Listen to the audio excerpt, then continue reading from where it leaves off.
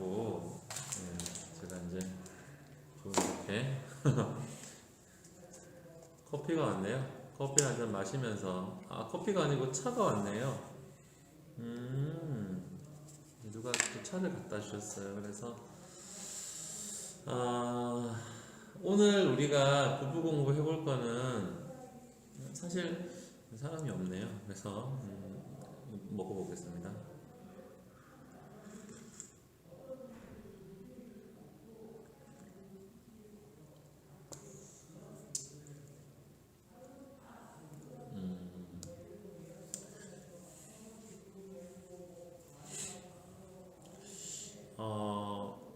대화를 할 때 보면은 말하는 것이 중요한가, 듣는 것이 중요한가, 이런 생각이 들 때가 있어요. 그래서 좋은 의도로 말했지만 상대방이 오해하게 되고 전혀 다른 식으로 해석하게 돼가지고 우리가 좀 당황하게 되는 그런 경험도 있는 것 같아요. 그래서 이렇게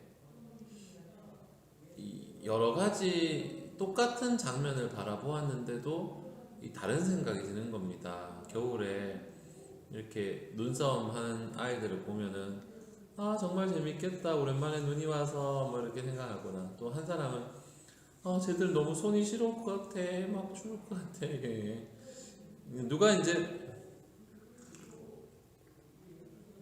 누가 틀렸고 누가 맞고 이게 문제가 아니라요, 사람마다 생각이 다를 수 있는데 그것이 대화를 할 때 추우니까 자꾸 먹게 되네요. 왜곡되게 표현될 수 있다는 겁니다. 그래가지고 이 제가 이제 오늘의 내용은 이제 이 아론 백이라는 학자가 그 이제 이 인지적인 그런 이제 그 생각과 이제 왜곡된 판단을 내리는 거를 이게 종류를 이제 이렇게 좀 열 몇 개 만들어 놨는데요. 오늘 그것을 이제 한번 생각해 보고자 하는 겁니다. 이 11가지를 제가 오늘 가지고 왔는데요. 첫 번째는 이분법적인 사고입니다. 이분법적인 사고는 흑백, 여기 종이가 있는데 흑백 논리, 여기 써놨죠. 상황을 양극단적인 면에서 판단하고 중간을 인정하지 않는다. 우리가 이제 그거 어떤 건지 정확하게 좀 확신은 안 갑니다, 뭐 이렇게 대답하면은 그래도 좋은 건지 싫은 건지 빨리 결정하라고 이렇게 말을 하긴 합니다. 이게 일부 동의할 수도 있고 또 일부 반대할 수도 있고 더 좋은 의견이 있는데 내가 말하지 않은 걸 수도 있고 여러 가지 이제 가능성과 이제 해석들이 나오는 건데, 이분법적인 사고는 이 양극단적인, 그냥 이거냐 저거냐, 100점 아니면 의미 없지, 이거 만점 안 받으면 의미 없어, 90점 의미 없어, 이렇게. 아니면 야 좋다는 거야 싫다는 거야 빨리 얘기하라 이런 거라든지, 야 너 이거 저거 좋다고 얘기 안 했으니까 싫다는 거로 내가 알면 되지, 이렇게 말하는, 그죠? 그런 게 이제 해당이 되겠습니다.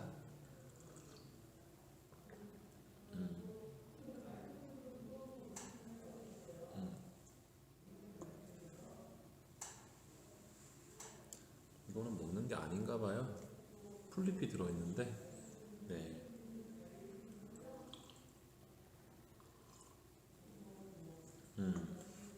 두 번째 레어처인스는 과잉 일반화인데요. 한두 번의 경험을 바탕으로 해가지고 결론을 내린 다음에 그것과 무관한 상황에도 그 결론을 이제 적용하는 그런 방식이죠. 그래서 사람들이 오래 고민하지 않고 빨리빨리 알고 싶고 판단해서 결과를 듣고 싶은, 그래서 내가 어떻게 하든지 딱 하는 한 번의 거짓말로 그 사람을 낙인 찍어버리는 거, 뭐 이렇게.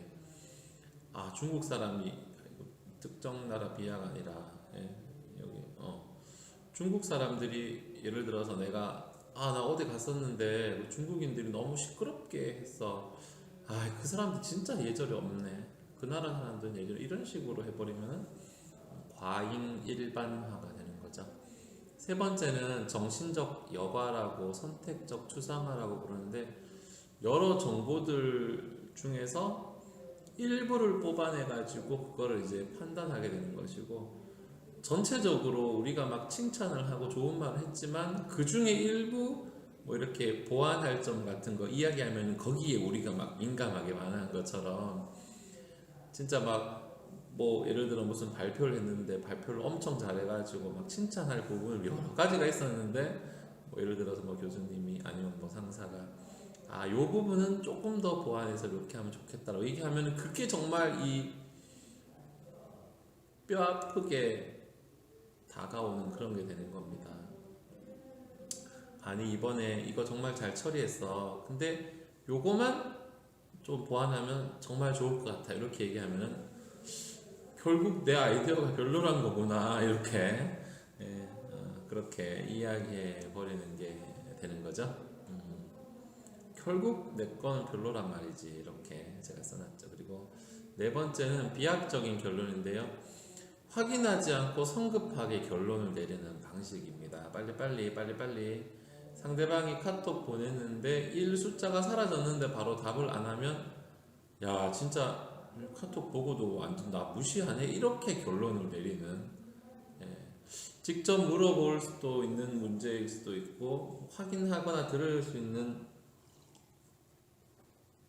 그런 가능성도 다 버린 채 그냥 스스로 결론을 내려가지고 이게 이제 문제는 상대방에게 묻지 않는다는 데 가장 큰 문제가 있는 거예요. 그래서 스스로 결론을 내버렸기 때문에 상대방에게 물을 필요성을 못 느끼는 것이고 그래서 근데 이제 보통 이렇게 짐작하는 거는 사실하고 다를 수가 있다는 겁니다.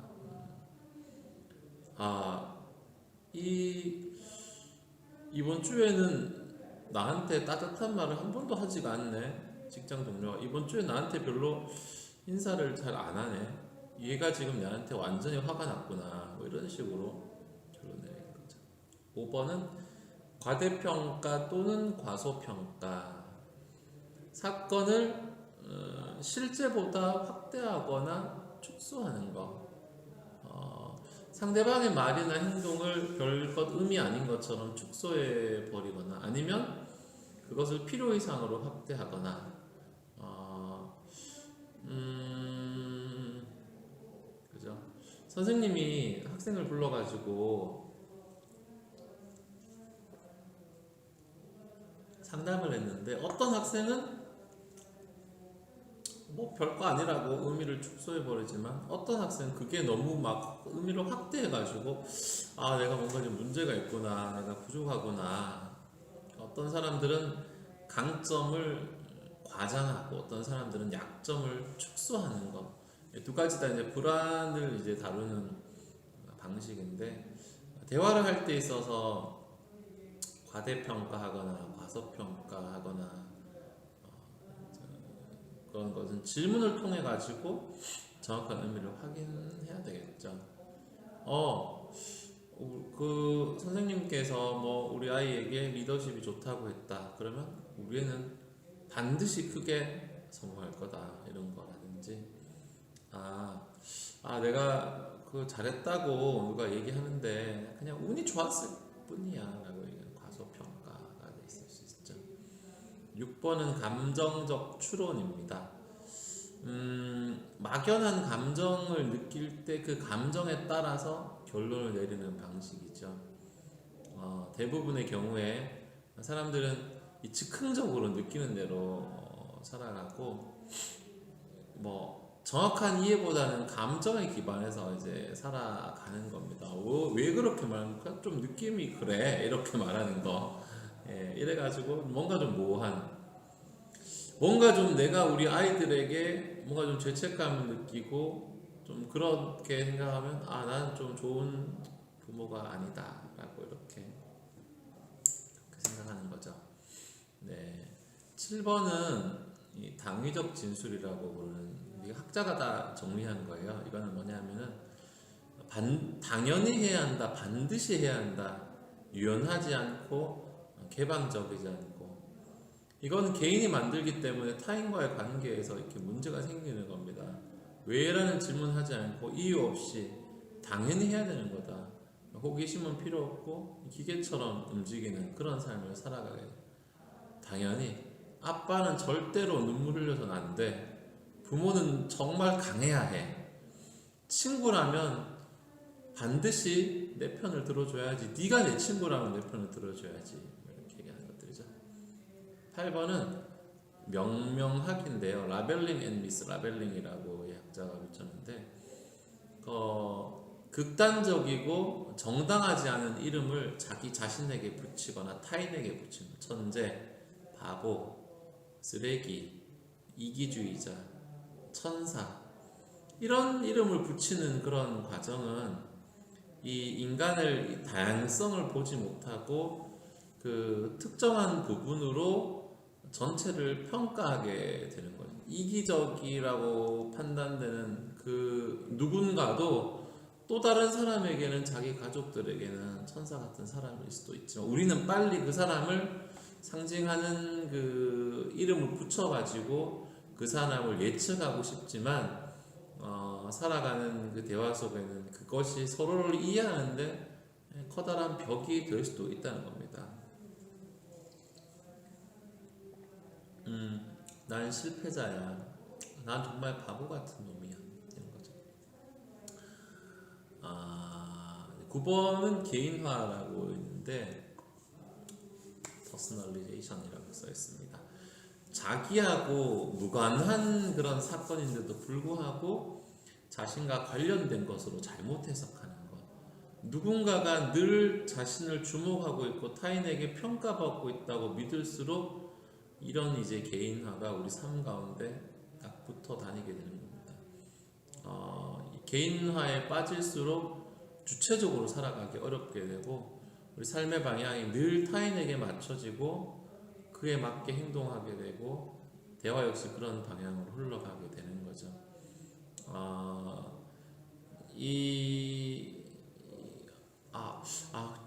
저 어저께 회의할 때 저 권사님이 웃었는데 날 무시해서 그런 거야, 뭐 이렇게 이런 거, 예, 그런 거, 예, 그런 거죠.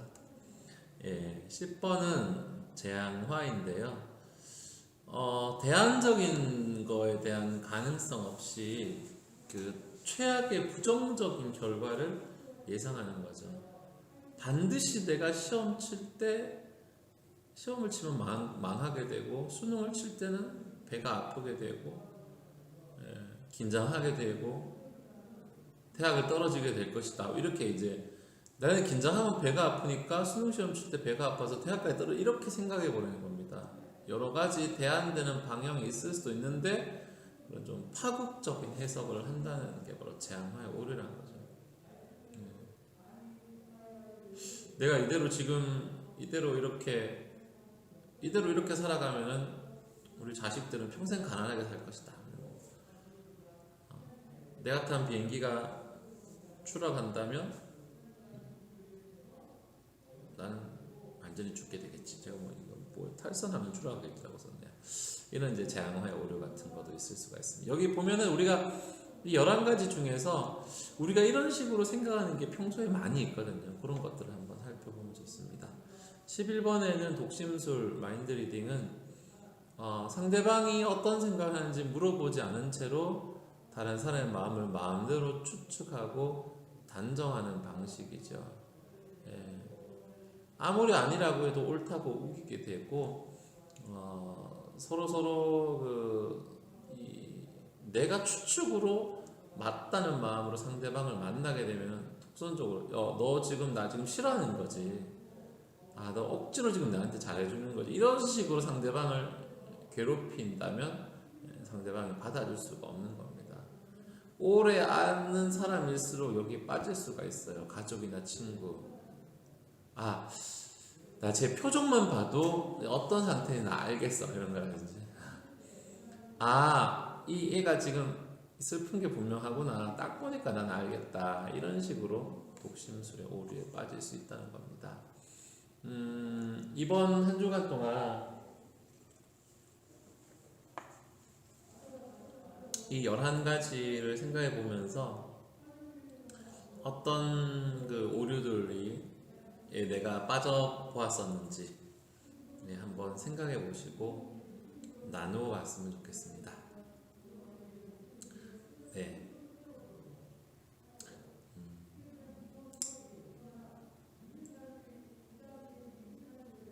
그렇게 마치도록 하겠습니다. 제가 잠깐 기도하겠습니다. 살아계신 하나님, 부정사부 가족들 주님께서 기억해 주시옵소서. 코로나19 가운데 어려움과 또 힘든 부분이 있을지라도 주님 앞에서 더욱더 힘을 낼 수 있게 하여 주시며 기도 없기는 우리 자녀들을 지켜주시고 건강케 하여 주시어서 자신들이 바라는 꿈과 비전을 찾아서 잘 나아갈 수 있도록 하나님 함께하여 주옵소서.